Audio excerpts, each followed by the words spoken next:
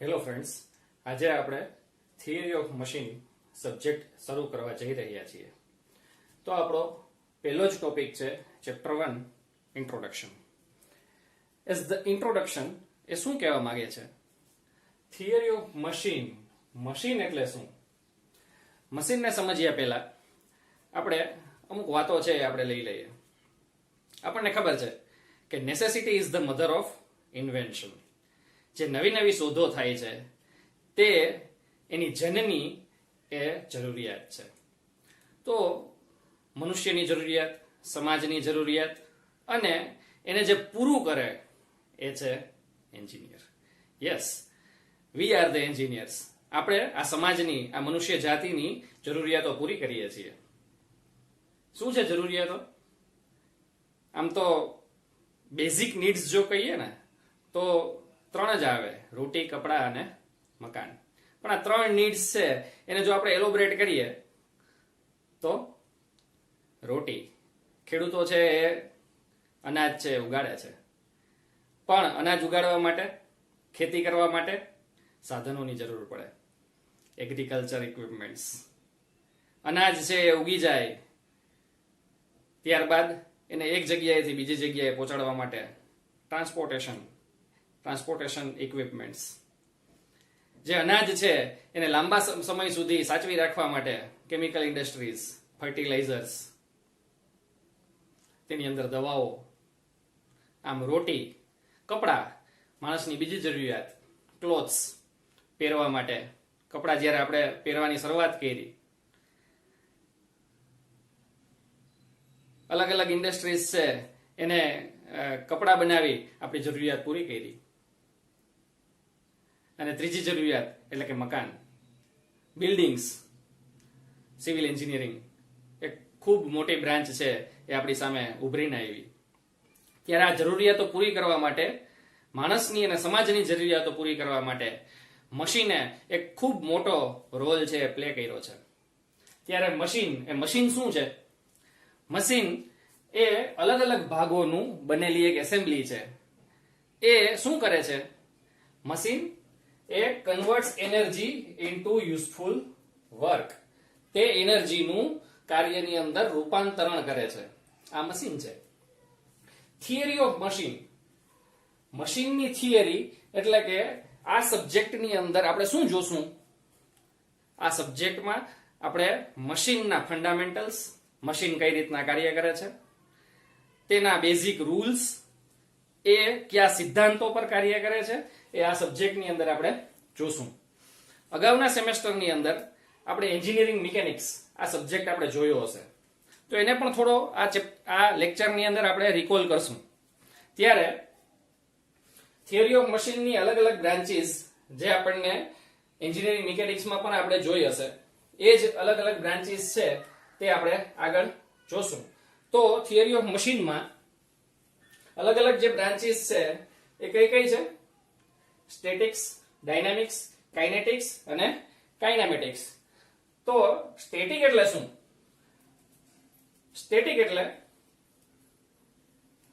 કે theory of મશીનની એવી શાખા કે જેની અંદર સ્થિર વસ્તુઓ, સ્થિર પદાર્થો અથવા તો સ્થિર બોડી જે છે તેની ઉપર લાગતા ફોર્સિસ અને તેની અસરો અથવા તો તેના પરિણામો, એનો જ્યારે અભ્યાસ કરવામાં આવતો હોય તે શાખાને કહેવાય સ્ટેટિક્સ. આમ તો તેને સ્થિતિ વિજ્ઞાન પણ કહી શકાય ગુજરાતીમાં. ડાયનામિક્સ એટલે કે જે વસ્તુ ગતિમાન છે, એક જગ્યાએથી બીજી જગ્યાએ મૂવ કરે છે, તેની ઉપર લાગતા બળો, તેની અસરો અને તેનું અધ્યયન કરતી શાખા જે છે તે શાખા એટલે ડાયનામિક્સ. કાઇનેટિક્સ અને કાઇનેમેટિક્સ, આ ડાયનામિક્સની બે અલગ શાખાઓ છે. કાઇનેટિક્સ એટલે કે જ્યારે કોઈ પણ વસ્તુ પર બળ લાગે છે અને તે બળની અસર નીચે વસ્તુ છે એ ગતિ કરે છે, અથવા તો કોઈ મશીનના પાર્ટ્સ ઉપર જ્યારે ફોર્સ લાગે છે અને એ ફોર્સની અસર નીચે એ મશીનના પાર્ટ્સ એ રિલેટિવ મોશન કરે છે, એક પાર્ટ બીજાને ગતિનું ટ્રાન્સમિટ કરે છે.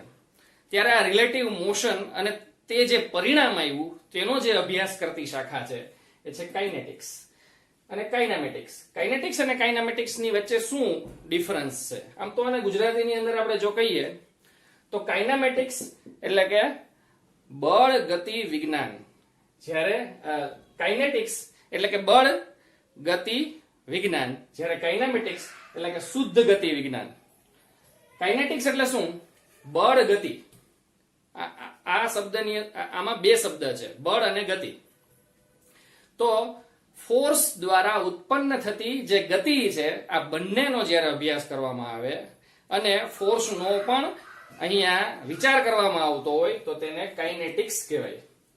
જ્યારે કાઇનેમેટિક્સ એટલે કે શુદ્ધ ગતિ વિજ્ઞાન.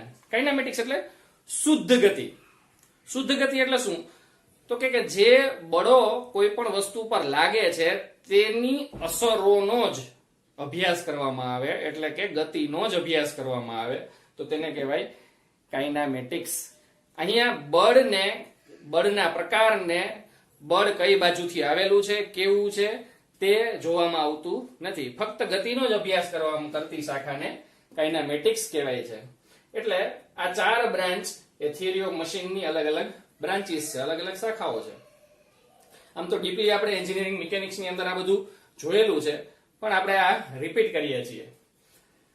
આગળના સેમેસ્ટરની અંદર એન્જિનિયરિંગ મિકેનિક્સમાં આપણે કઈ કઈ વાતો છે એ આપણે જોઈ છે. એક વખત રિકોલ કરીએ.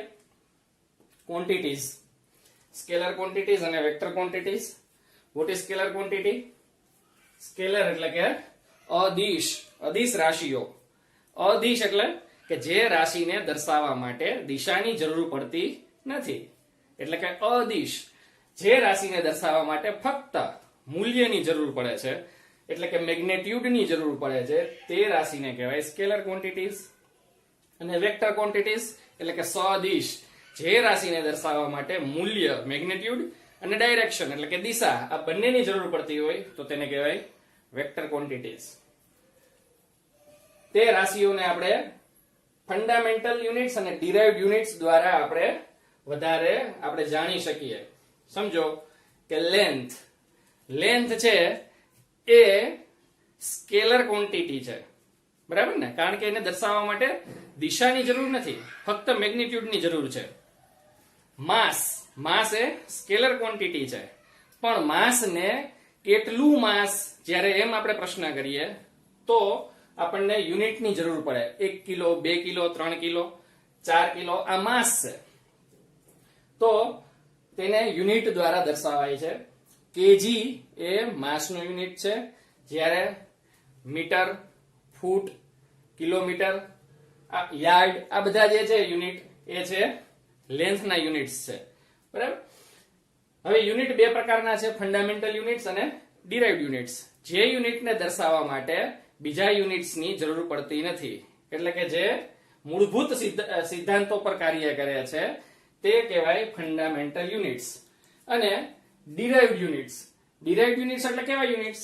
ડિરાઇવ્ડ યુનિટ્સ એટલે કે જે યુનિટ્સ ફંડામેન્ટલ યુનિટ્સ ઉપરથી ઉતરી આવતા હોય તેવા યુનિટ્સને કહેવાય ડિરાઇવ્ડ યુનિટ્સ. એના પછીના ચેપ્ટરમાં આપણે જોયું હતું કે ફોર્સ. What is force? બળ શું છે? કોઈ પણ પદાર્થ પર અથવા તો વસ્તુ પર જ્યારે આપણે બળ લગાડવામાં આવે તો વસ્તુ છે એ ગતિમાન થાય, એ વસ્તુ છે એ કાર્ય કરવાની શરૂઆત કરે. ફોર્સ, આની ડેફિનેશન પણ આપણે જોયેલી જ છે. 1 કિલોગ્રામ પદાર્થ પર જ્યારે 1 મીટર પર સેકન્ડ સ્ક્વેર જેટલો પ્રવેગ ઉત્પન્ન કરવા માટે જરૂરી એવા બળને આપણે 1 ન્યૂટન બળ છે એ કહીશું. આ રીતના આપણે એની ડેફિનેશન જોઈ હતી. ટાઇપ્સ ઓફ ફોર્સિસ આપણે જોયા હતા. ફોર્સને આપણે સમજવા માટે અલગ અલગ એના થિયરમ્સ જોયા. Law of parallelogram, law of triangle, Lami's theorem. આ અલગ અલગ થિયરમ્સ અને લોઝ થી આપણે ફોર્સને વધારે આપણે એલોબરેટ કર્યો હતો. ફ્રિક્શન, ઘર્ષણ. What is friction? ફ્રિક્શન જરૂરી છે કે બિનજરૂરી?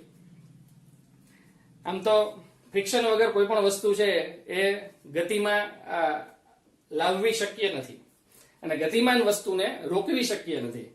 એટલે આમ ફ્રિક્શન છે એ ઉપયોગી છે અને આમ બિનઉપયોગી છે. ફ્રિક્શનને લીધે જ આપણે એફિશિયન્સી 100% કરી શકતા નથી.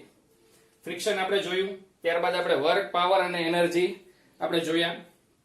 What is work? જ્યારે કોઈ પણ પદાર્થ પર બળ લગાડવામાં આવે અને એ બળની અસર નીચે પદાર્થ છે એ એક જગ્યાએથી બીજી જગ્યાએ સ્થાનાંતર કરે તો તેને કાર્ય થયું કહેવાય. Power, energy, rate of doing work is called power. એટલે કે પદાર્થના કાર્ય કરવાના દરને પાવર કહે છે. અને energy, ability to do work is called energy. Energy એટલે શું છે કે કાર્ય કરવાની શક્તિ છે. એનર્જીના આપણે પ્રકાર જોયા હતા, કાઇનેટિક એનર્જી, પોટેન્શિયલ એનર્જી. બીજા પણ એના ઘણા પ્રકાર છે, wind energy, solar energy, tidal energy. એટલે આ રીતના આપણે અલગ અલગ એનર્જીના પ્રકાર પણ જોયા. અને ત્યારબાદ આપણે સિમ્પલ મશીન, અલગ અલગ નાના નાના જે મશીન્સ છે એ આપણે જોયા. મનુષ્ય જાતિના ઉત્ક્રાંતિમાં મશીનનો ખૂબ મોટો રોલ છે. આદિમાનવ જ્યારે પોતાના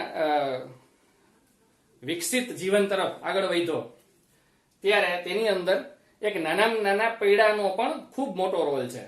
તો wheel itself is a machine. આપણને ખબર છે કે પહેલાના જમાનાની અંદર લોકો કૂવામાંથી પાણી કાઢવા માટે એક ડિવાઇસ છે બનાવતા અને ત્યાં એક પુલ્લી ગરગડી ફિટ કરેલી હતી. દોરડા સાથે ડોલને બાંધી અને નીચે નાખવામાં આવે અને ગરગડી દ્વારા તેને ખેંચવામાં આવે. તો pulley is a simple machine. Jack આપણને ખબર જ છે, ગાડીમાં પંચર પડે તો આપણને જેક છે ખૂબ જ ઉપયોગી છે. Jack is a simple machine. ત્યારે આપણે સિમ્પલ મશીન અને તેના અલગ અલગ પ્રકારો છે એ પણ જોયા. આમ એન્જિનિયરિંગ મિકેનિક્સની અંદર આપણે આ બધી વાતો છે એ જોયેલી છે. આ બધી વાતો શા માટે આપણે અત્યારે લીધી? થિયરી ઓફ મશીનનો બેઝ જો આપણને કેવો હોય તો એ એન્જિનિયરિંગ મિકેનિક્સ છે, ફિઝિક્સ છે. એટલે આપણા શરૂઆતના સ્ટાન્ડર્ડ્સની અંદર આપણે ફિઝિક્સ અને એન્જિનિયરિંગ મિકેનિક્સ છે એ આપણે જોયેલું છે. બરાબર? એ આપણે રિકોલ કર્યું. હવે આપણે આપણા સબ્જેક્ટ ઉપર આવીએ.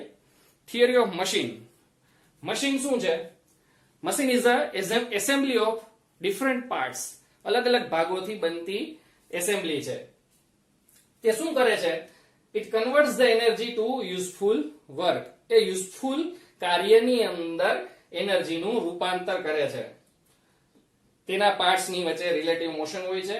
અને જો આપણે મશીનના આપણે અલગ અલગ પ્રકારો આપણે જોવા હોય તો કઈ કઈ પ્રકારના મશીન હોઈ શકે? આપણી આજુબાજુમાં સૌથી પહેલા આપણે જોઈએ તો આપણને ટ્રાન્સપોર્ટેશનના મશીન છે એ આપણને દેખાતા હશે. બાઇક છે, કાર છે, ટ્રક્સ છે, ટ્રેન, એરપ્લેન્સ, આ બધા જે મશીનો છે એ બધા ટ્રાન્સપોર્ટેશનના મશીનો આપણે જોયા હશે. પ્રોડક્શન મશીન્સ હોય, લેથ મશીન છે, ડ્રિલિંગ મશીન છે, મિલિંગ મશીન છે, સીએનસી છે. આ બધા મશીન્સ છે એ પ્રોડક્શન મશીન્સ છે. એગ્રીકલ્ચર ઇક્વિપમેન્ટ્સ છે તે પણ એક પ્રકારના મશીન છે. મિલિટરી ઇક્વિપમેન્ટ્સ, આર્મ ફોર્સિસની અંદર વેપન્સ જે છે એ પણ બધા મશીન્સ છે. એટલે આપણી આજુબાજુમાં અત્યારે નજર કરીએ તો આપણે આખી દુનિયાની અંદર આપણે મશીનોથી ઘેરાયેલા છીએ. તો મશીનની જરૂરિયાત કેટલી એ આપણને ખબર પડશે. હવે એક ડિફરન્સ છે. What is the difference between machine and structure? Structure શું છે? તો સ્ટ્રક્ચર પણ એ અલગ અલગ ભાગોની બનેલી એસેમ્બલી છે. પણ સ્ટ્રક્ચર અને મશીન વચ્ચે શું તફાવત છે? સ્ટ્રક્ચર છે એ it transmits the load, not the energy. એનર્જીનું ટ્રાન્સમિટ કરતું નથી અને તે યુઝફુલ કાર્યની અંદર એનર્જીને કન્વર્ટ કરતું નથી. એટલે કે સ્ટ્રક્ચર જે છે એ ફોર્સને ટ્રાન્સમિટ કરે છે, લોડને ટ્રાન્સમિટ કરે છે, પણ તેનું યુઝફુલ વર્કની અંદર રૂપાંતરણ કરતું નથી. સ્ટ્રક્ચર છે એના ભાગોમાં રિલેટિવ મોશન હોતું નથી અથવા તો નહિવત હોય છે. આપણે આ શા માટે કહીએ છીએ? કારણ કે વાઇબ્રેશનને લીધે સ્ટ્રક્ચરમાં જે પણ મોશન આવે છે એ નહિવત મોશન છે. એટલે નો મોશન બિટવીન ધ પાર્ટ્સ. સ્ટ્રક્ચરના પ્રકાર કયા કયા છે? બ્રિજ છે. મકાનની અંદર આપણે જે કોલમ અને બીમથી આપણે જે સ્ટ્રક્ચર આખું ઊભું કરીએ છીએ તે સ્ટ્રક્ચરનો પ્રકાર છે. મશીનની ફ્રેમ જે મશીનના ભાગોને સપોર્ટ કરે છે તે પણ એક સ્ટ્રક્ચર છે. તો મિત્રો આજે આપણે થિયરી ઓફ મશીનના આજે પહેલા લેક્ચરની અંદર ઇન્ટ્રોડક્ટરી પાર્ટ છે એ આપણે પૂરો કર્યો. મશીનના ભાગો અને તેનું નિર્માણ કઈ રીતના થશે તે આપણે નેક્સ્ટ લેક્ચરની અંદર જોશું. ત્યાં સુધી થેન્ક યુ. ગુડ